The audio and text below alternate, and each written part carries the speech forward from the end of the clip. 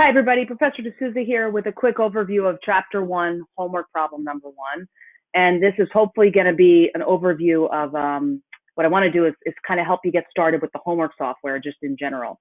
So homework problem number 1 has to do with an income statement. You're being asked to prepare an income statement for a small sample company. You can see on the screen here, I have Cullenber Company and the income statements for the year 2020. I'll note you might see a different company name on your end, and you might also see different amounts here. The homework software is designed to do that. You're going to get different company names, different amounts, and just know that that's intentional. So we're given 7 different accounts, okay? And then we're asked to provide the data for this income statement. Now, I recognize that you might come to this on, for the first time and kind of not know what to do. Maybe, if you've never seen an income statement before or never put one together, this might be completely foreign, and that's fine. I don't want you to be intimidated by that. What I want you to do is just know how to navigate the resources that you have and work through the problem, okay? And as we proceed through the course, I'll of course be helping with this kind of instruction as well. But notice down at the bottom below the problem itself, you have this e-textbook and media. What you can do is, if you want to click on either of these links, I'm going to click on the e-textbook. It's going to bring you to the portion of your textbook that deals with that homework problem.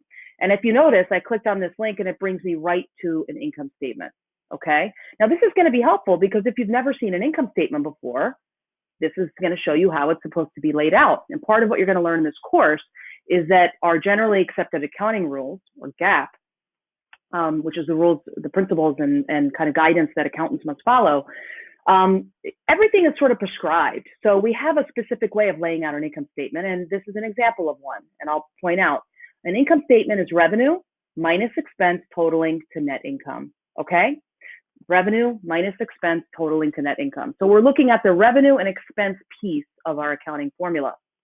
So it might help for you to come and look at this example, okay? And then go back to the problem and look back at the facts that we were given. Now, if you notice, we're given 7 accounts: capital, drawings, okay? Capital is the first line item, drawings is the second, and then we have revenue, and then 4 different expense accounts. Okay, so if we know that the income statement is revenue minus expense, then we know that we're going to need this revenue account and then these 4 expense accounts. Okay, and the income statement is really that what the homework software is asking you to do is simply start to put in is literally type in the information that's provided. Okay, so you're going to use these upfront facts. So service revenues 91,578, 91,758. Okay. Now, I'll note you've got a header here, revenues, and then we have service revenue. That's also intentional. What we want to do is label each portion of the income statement so that it's very clear presentationally what is being laid out. So we have a title of revenues and a title of expenses, and then we have this, this net income or loss down at the bottom. Now, notice here we also have a subtitle, and I'll just point this out because this might not be immediately obvious if this is your first time looking, but we actually have to subtotal our expenses because we have 4 of them. So anytime we have multiple line items within a certain category, we want to subtotal that line item. And if we go back to the sample in the text, you'll see that here. So see how this is laid out. We have a title for revenues and a title for expenses. And then we have net income down at the bottom. We also, underneath expenses, have 4 of them listed. And we list the 4 discretely, individually, off to the left, and then we subtotal that amount so that it's very clear what our total revenue is, what our total expense is, what our net income is, and then the details, if there are any, within any of those categories.